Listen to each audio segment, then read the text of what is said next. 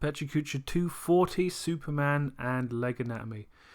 So I didn't really know what to do this week, and in trying to figure out what to do with my spare time now that I'm out of the New Adventures of He-Man to laugh at and with, but mostly at, I decided, let's watch some artists make art, and I just didn't want to think about it too hard, so I just went straight to Jim Lee, because I know he's on Twitch, and I know people put his stuff on YouTube. He also has his own YouTube channel. So, I'm watching him draw Bane while making jokes about his audience not respecting his talents. They keep him humble. And one night I saw him drawing a picture of Superman where he ultimately, over the course of, half an hour, redrew pretty much every element of it at least once, and one of the legs, like 5-6 times. It just made me think, okay, even the master has to actually work at it. He's drawn Superman a lot. Not knowing what to do this week, not really feeling any great compulsion to draw a piece of fan art specifically, I thought, you know what, I'm not going to think about it. I'm going to open up my little sketchbook document in Manga Studio, and I'm going to draw Superman, because this isn't, I can't draw it in the Jim Lee style per se, but, I'm watching him and he's drawing what he's drawing, and it's giving me ideas on how I should render. So my first headshot kind of reminds me of that guy who was in that one James Bond movie, something Dalton. I can't remember his full name. And I thought, okay, what would I do if I did his whole body? What kind of body language does he have? Because I feel like Superman's one of these characters.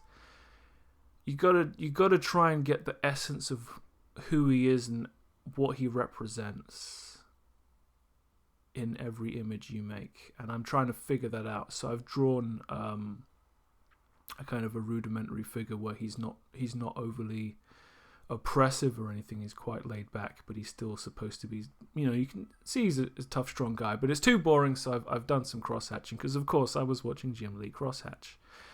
It's weird how bad my cross-hatching looks in comparison to his.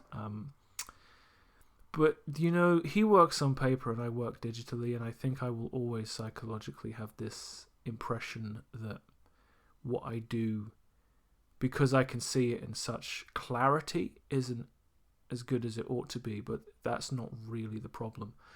So my take home from the first Superman pose I did is he should probably be a little bit more imposing. Some people draw Superman almost as wide as he is tall, and I kind of like that.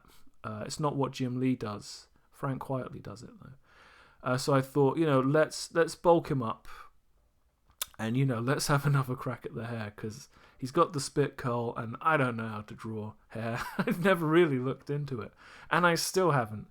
I just put lines down, and the beautiful thing about the eye is it will make sense of anything. That's how your eyes and how your brain works. Usually reality does make sense. While I was rendering this, I kind of thought, probably the way I want to draw Superman is to not overly define his muscles at all, especially on the arms and legs. His outline should really, I think, depict the gravity of his superness. And then I just thought, for a change of pace, because I'm not really looking to commit overly to anything, let's just do a headshot where he looks... It's one of those ones you've probably seen. It's probably in the movies these days, where he looks sinister and he's doing the whole eye laser thing, and it's, side lit.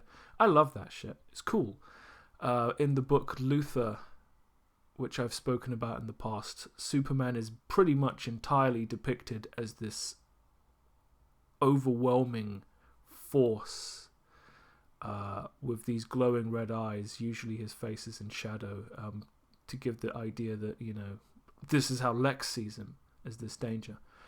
I brought out my chalk brush for that, and then I just messed around with a turnip pen, which is it's just the perfect cartoonist's pen, and I got pretty fucking complacent with underdrawing at this point, because, I'm not really looking to do anything major. I'm just looking to do something, because, here we are on Sunday, I have to have something to talk about. And then the other thing about that Superman picture was, the way Jim Lee was drawing the legs, I didn't really even understand what muscle groups he was going for. So I thought, it's about time I had another look at legs. I watched a guy kind of give a medical lecture on the muscles of the legs. He didn't give a fuck. I didn't understand, and I didn't give a fuck that he didn't give a fuck. And then I watched Robert Marzullo kind of break down how you use that kind of medical anatomy in the comic book field. Not with any great amount of specificity, is that a word? So then what I thought is, I've heard what people have had to say about the leg, and I've seen, these illustrations and these models. What can I take from that? So I'm like, right, let's just proportion up the body. How big are the legs? There are milestones on the leg. You, like anything, you build something out from something you're sure is right. What can I be sure is right? Well, Marzullo was talking about, the legs more curved on the outside than the inside. The satorius muscle connects from the hip to the back of the knee, twisting around the inside of the leg. So there are specific things that I could look at and say, okay, I know that now. How do I apply that to what I would draw? Because ultimately, the leg muscles are the leg, but the way I typically draw them, they kind of come off of the leg, and I'm like, can I figure out how to take what they've told me and use this to create musculature that doesn't seem ridiculous, like my legs usually do? I don't know. I got my Bern Hogarth book open, Dynamic Anatomy, at the end to see what he had to tell me. The relationship between the ankle and the foot, the patella, the kneecap, and some of the muscles right above that.